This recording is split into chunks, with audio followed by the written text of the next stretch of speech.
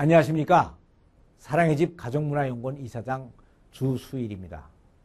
저는 많은 사람들에게 부가 평생에 한두 번쯤은 가정 세미나에 꼭 한번 참석해보라고 권유를 합니다. 그런데 그때마다 가장 많이 듣는 말이 하나 있습니다. 그것은 바로 우리는 문제가 없는데요 라고 하는 말입니다. 그래서 나는 세미나에 참석하는 것은 부부간에 꼭 문제가 있어서 참석하는 것이 아닙니다. 더 수준 높은 행복을 위해서 하는 것입니다. 그리고 문제가 없는 것이 행복한 것이 아닙니다 라고 대답을 합니다. 그렇습니다. 대부분의 부부들이 당장 이혼을 하거나 별거를 하거나 부부싸움이나 폭력 행사를 너무 많이 해서 주위 사람들의 손가락질을 받거나 욕을 얻어먹고 있는 등의 큰 문제가 있는 것은 아닙니다. 그러나 그렇다고 그 사람들이 꼭 행복한 것도 아닙니다.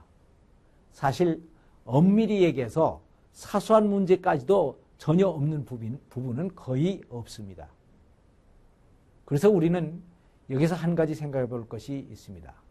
그것은 문제가 없는 것이 행복한 것이 아니고 불행하지 않은 것이 행복한 것이 아니라는 것입니다.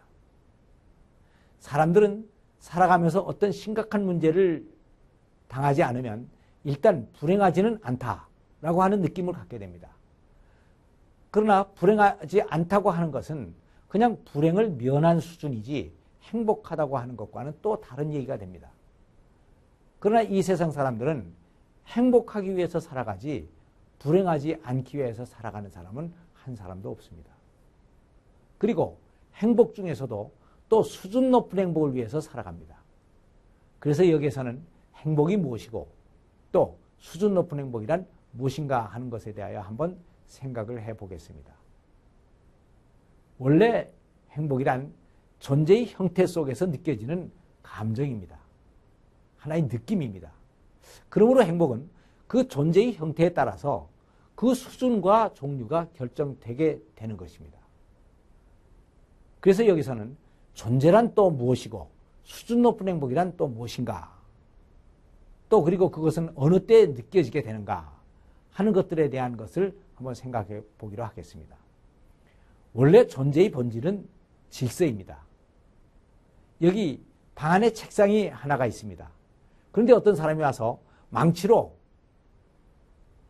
때리고 또 톱으로 잘라서 그것을 다 부셔 놓았습니다. 그리고 이 방 안에 책상이 있습니까? 하고 물어봤습니다. 그러면 없습니다 라고 대답을 할 것입니다. 그러나 그 책상을 이루고 있었던 나무는 그 방 안에 그대로 있습니다. 그렇다면 그 방 안에서 무엇이 없어지는 것입니까? 그것은 책상을 이루고 있던 질서가 없어진 것입니다. 책상을 이루는 질서란 4개의 다리가 있고 위에는 책을 올려놓을 수 있는 평평한 판이 있는 것을 의미합니다. 그런데 이 책상을 부숩으로써 이 책상을 이루고 있던 모든 질서들은 다 없어지고 나무 조각만 남은 것입니다. 그런데 또 어떤 사람이 그 방에 들어와서 그 나무 조각을 다 불태워버렸습니다. 그랬더니 그 방 안에는 나무도 없어졌습니다. 그리고 이 나무를 구성하고 있던 탄소, 산소, 수소들이 타서 탄산가스와 물로 변해버렸습니다. 그러니까 엄밀히 얘기하면 그 방 안에 있던 물질들은 하나도 없어진 것은 없습니다. 그러면 무엇이 없어졌습니까? 그것은 책상을 이루는 질서와 나무를 이루는 질서가 없어진 것입니다. 그러므로 책상이 있다고 하는 것은 책상을 이루는 질서가 있다는 것이고 나무가 있다는 것은 나무를 이루는 질서가 있다는 것을 말하고 있는 것입니다. 따라서 창조라는 것은 이러한 질서들을 부여하는 작업입니다.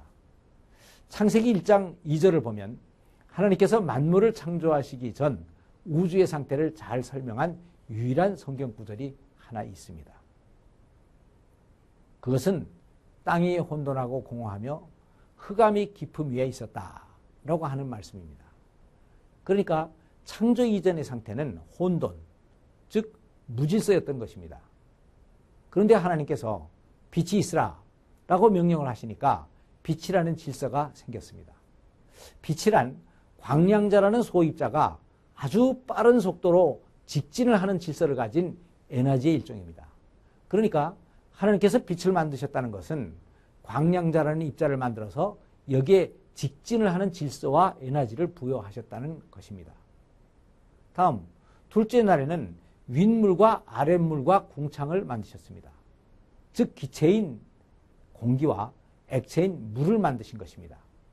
그런데 공기와 이 물은 질소, 산소, 수소 등과 H2O라는 분자들로 이루어집니다. 이 분자를 만들기 위해서는 또 반드시 원자가 먼저 만들어져야 되는데 이 원자는 소입자들이 양자와 중성자로 결합을 하고 핵을 이루고 또 전자가 그 주위를 정확한 궤도와 속도로 회전을 하는 물질의 기본 단위인 것입니다. 그리고 분자는 이 원자들이 서로 결합을 함으로써 만들어집니다. 그러니까 하나님께서 둘째 날에는 결합 질서와 또 회전 질서를 만드셨다는 것입니다. 이 질서를 현대 학문에서는 핵물리학 법칙이나 화학 법칙이라고 말하고 있습니다. 그리고 셋째 날에는 고체인 땅과 식물들을 만드셨습니다. 그리고 이 고체는 기체나 액체보다는 좀 더 복잡한 질서를 가지고 있습니다. 즉 기체나 액체는 분자들끼리의 특정한 위치를 지키는 질서는 가지고 있지 않습니다. 그래서 어떤 형태를 이루지 못하고 그대로 흐르는 것입니다. 그리고 고체는 분자들 간의 자기 위치를 정확히 지키는 질서를 가지고 있기 때문에 어떤 모양을 유지할 수가 있습니다.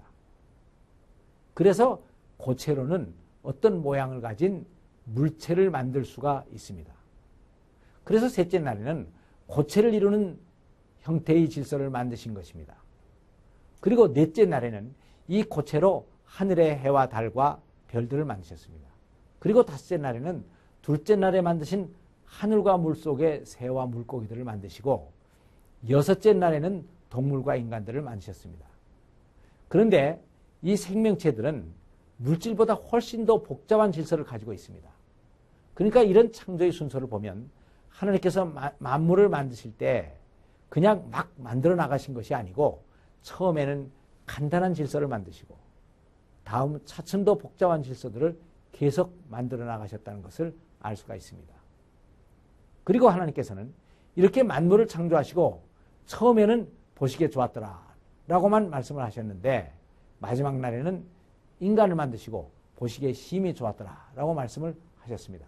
이것을 보면 하나님께서도 그냥 좋은 것이 있고 심히 좋은 것이 있으셨던 것입니다. 그런데 행복의 수준은 이 질서의 수준과 비례한다는 것을 알 수가 있습니다. 그래서 하나님께서는 창조사역을 더 수준 높은 행복을 위해 계속 발전시켜 나가고 계신 것입니다.